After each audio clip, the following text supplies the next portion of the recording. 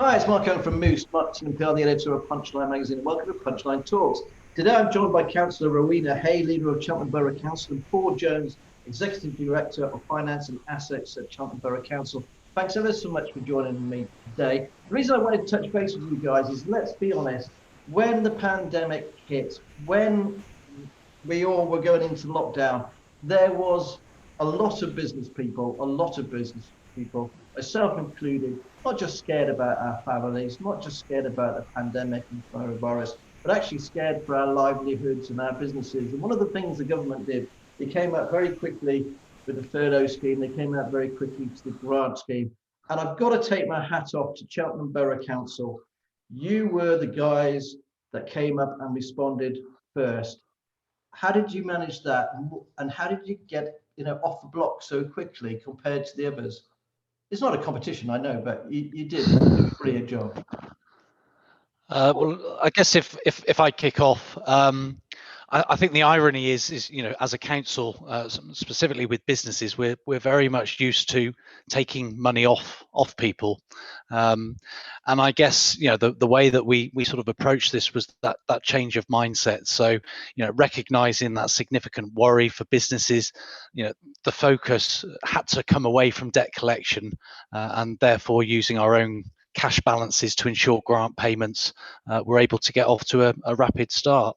As you said, Mark, it wasn't a competition or anything like that, but we are proud that we were one of the first councils in the country to commence grant payments.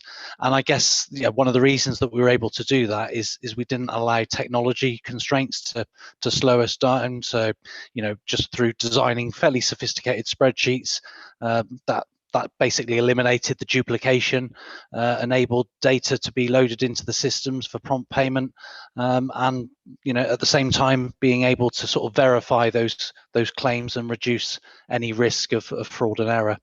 How much money did you actually give away in the end? Well, not give away, but how much money did you grant in the end?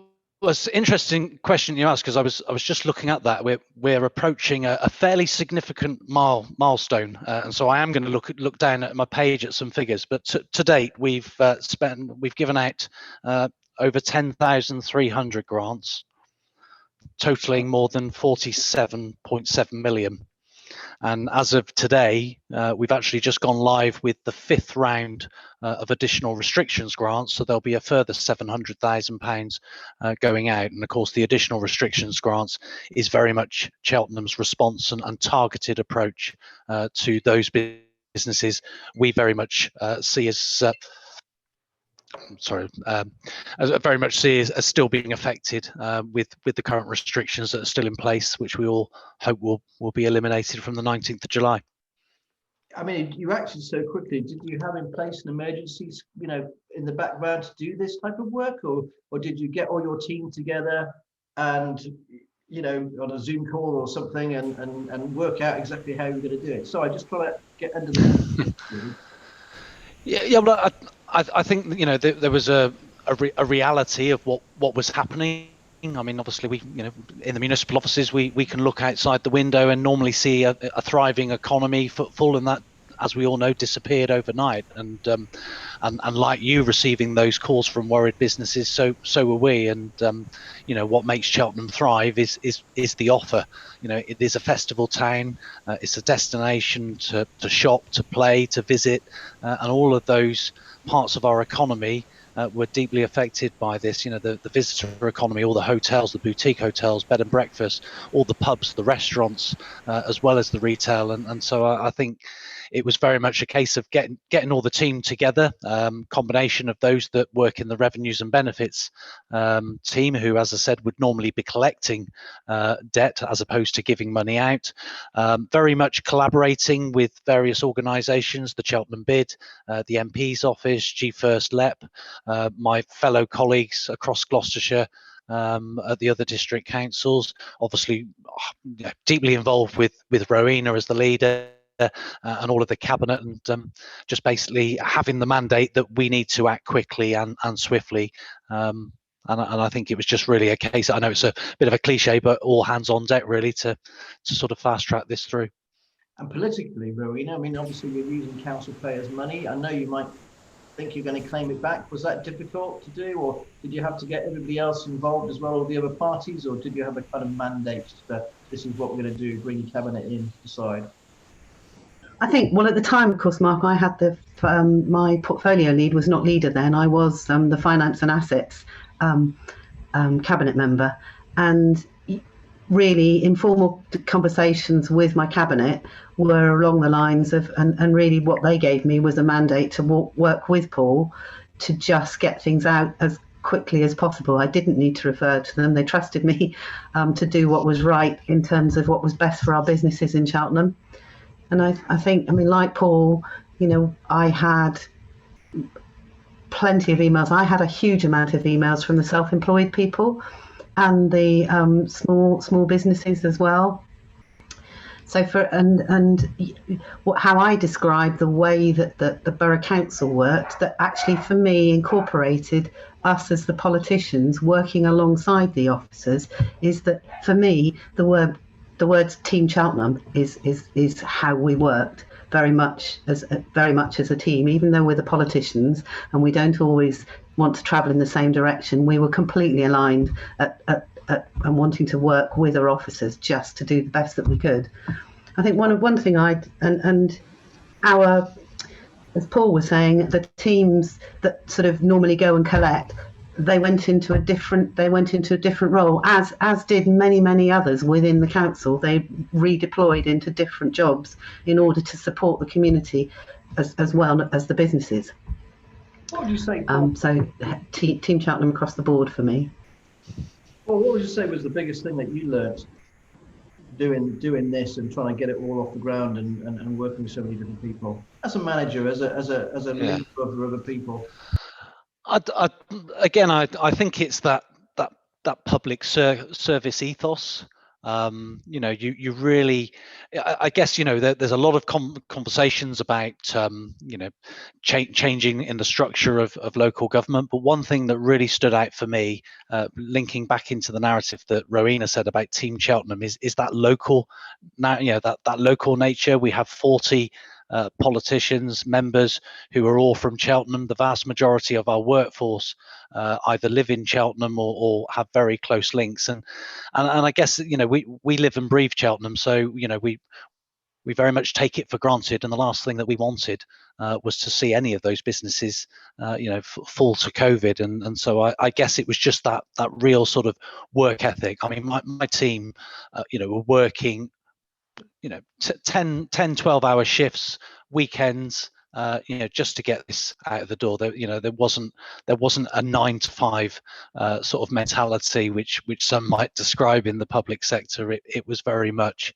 an all-round effort from everybody, and I'm really proud of how we've supported those businesses, and I think the numbers themselves say it all.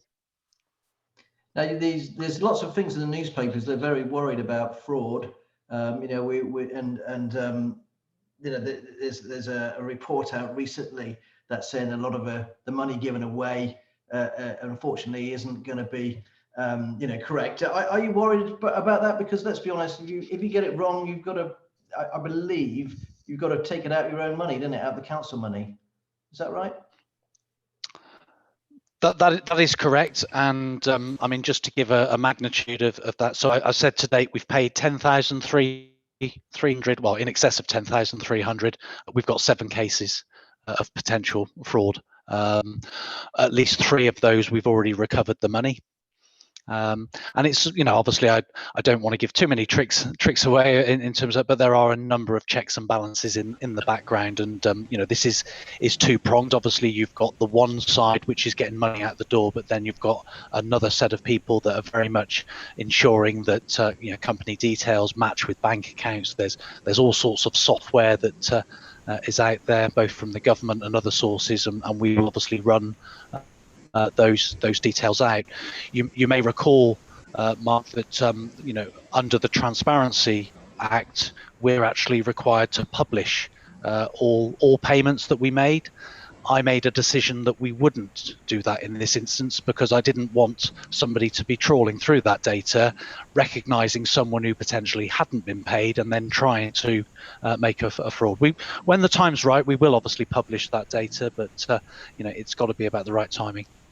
Now, you said earlier that £700,000 is just being given out or targeted. Is that right?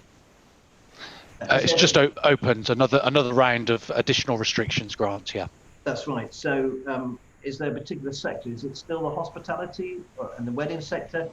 Which ones is the majority of the money going to? Very much linked to the two that you just said there. So it's the pubs, the nightclubs, that sort of impact on leisure and tourism. We've also added in a couple of new ones, I think, targeting theatres. So obviously as you know, we've got two in Cheltenham, the Playhouse and the Everyman Theatre. So we'll be targeting those because they're still under significant restrictions. And generally those businesses that support the events industry. So not necessarily a business rate payer, but they will need to evidence and demonstrate that they're either on the electoral roll or they pay council tax. So it's very much aimed at Cheltenham-based businesses. Now, there's going to be, as the furlough scheme winds down, very shortly it'll be down to 70% salaries, then it'll be down to 60% salaries in September. Can you see the fact that this is rolling down, the can has been kicked down the road, that we are going to see many companies go bust or many people being made unemployed? And what can the council do to help businesses with that happening? I guess there's a bit of unknown in terms of the furlough scheme. I mean, all I can do is look at the evidence that we've got in front of us. Clearly, from the beginning of the pandemic, we saw an increase in claimants for what's called local council tax support, and what we are seeing at the moment is a reduction in those number of claimants. So I have comfort that obviously the economy is picking up, despite there being some restrictions still in place. I guess I've very much sort of emphasised about our grant scheme. That there's been national grant schemes where it's aimed at specific sectors, but if I look at the targeted approach that we have, and I accept, Mark, this is a fairly crude statistic because it's based on the number of businesses that qualified for additional restrictions grant in November lockdown compared to now, but comparing those two sort of statistics, we've actually only had a net reduction in businesses of 7, and that's why I take comfort that actually the targeted support that we've sort of done over the last six to 9 months is being sort of input into the right areas. Now, we all know the high street's been absolutely whacked, don't we, from people moving online. Cheltenham itself, obviously, with the promenade, it's looking a little bit tired. The rates are a bit too high, the rents are too high. Have you got any ideas what to do there, Rowena? Is there a plan in place to try and help? Obviously, the BID is there, Marketed Cheltenham is there. What's your view on what can be done? It's a really good question, Mark. And actually, even before the lockdown and the pandemic hit, we knew the high street, that we needed to be looking at the high street in a different way. And then to that end, we, together with the BID, actually were looking at all alternative uses for shops and trying to engage with the owners of those shops. The sad thing for us is that, of course, a lot of them are owned by investment companies. So it doesn't matter to them that it's empty, it's their bottom line that matters. And taking on short-term tenancies is they're not really interested in doing. It's going to take national government to step in to do something about the business rates on the high street that will help those businesses survive. Sadly, of course, as of today, the 100% rate relief disappears. So all businesses will now have to pay 66% of their business rates, which, the plea to government really is that to extend that 100% relief, because we're not through the pandemic yet. and it's just give those businesses a bit of chance to get back on their feet again before being slapped with, for some, so for hoteliers, some of the pubs and the clubs and nightclubs who can't yet open, they've got to find 66% business rates when they've got nothing coming in. Simple maths tells you that's not going to work. So my plea would be to say, ask the government to just extend that. But because we have approached them to try and the part of those letters that went out and the request is to allow temporary use of the shops for multi-use, so sort of in terms of counterculture, if you like, of getting smaller businesses in rather than having empty shops, actually letting the small independent businesses take space within those shops rather than have them boarded up. We've also worked very closely with a local company called Cheltenham, who are very much up for being engaged in that because they own a number of properties, but for the vast majority they're overseas owned, and as I said before, bottom line is what matters to them is I think the problem is that businesses are staring down the barrel of a gun here. Exactly what you said, the rates are going to be paid very shortly. Furlough is ending very shortly. Like I said, from 70 down to 60. Obviously, we've got to start paying the grants back as well. The loans that they've taken out, and I just feel for some people it's going to be too much. So already here at Punchline, I've been approached by 5 different companies who are looking to actually sell their businesses and get out. They've just had too much, and I think that's the big danger. And talk about getting out. I'm always very worried about Cavendish House. We've got old Ashley who owns it now. What's the future looking about Cav House now? Well, obviously Canada Life, we have been actually working with Canada Life. I can't at this stage say a huge amount, Mark, to be honest, but actually we're very conscious of who is in Cavendish House at the moment, and in order to be proactive as an authority, we have worked with Canada Life, and obviously we're working with our property team, looking to what we could achieve out of their big scale, a vision for that part of the town that if Cavendish House went, so that I think it's important that we're proactive because, as you rightly say, we've got a number of empty stores going down the promenade, and that would leave the most enormous hole should that go. So it's important that for our placemaking, in terms of Cheltenham and our vision for Cheltenham, that we are proactively working with the owners of that site to look at what the art of the possible is there. Now the bid is up for renewal at the moment. They're going through the vote. I'm assuming that you back that politically. How important do you feel the Cheltenham bid has been to Cheltenham's place setting and the work that they've done over the last 5 years?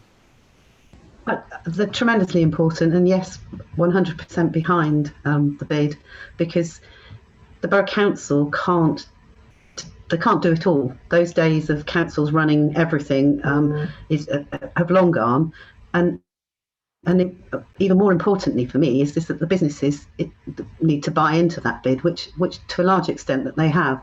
And in terms of our visitor economy, the way that they work with Marketing Cheltenham, bringing the Ferris wheel, all sorts of events that the bid, that ran. Yes, we would support and invest, but basically it's been hugely valuable to this town. So I'm very much hoping that the outcome is a positive one in the next few weeks.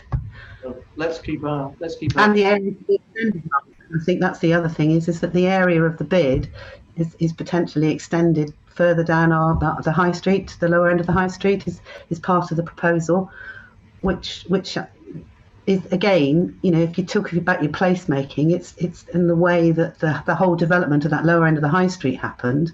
You want to engage more of those businesses a bit further down, so that bit by bit we can improve our entire town centre with the bid. We can't do it on our own.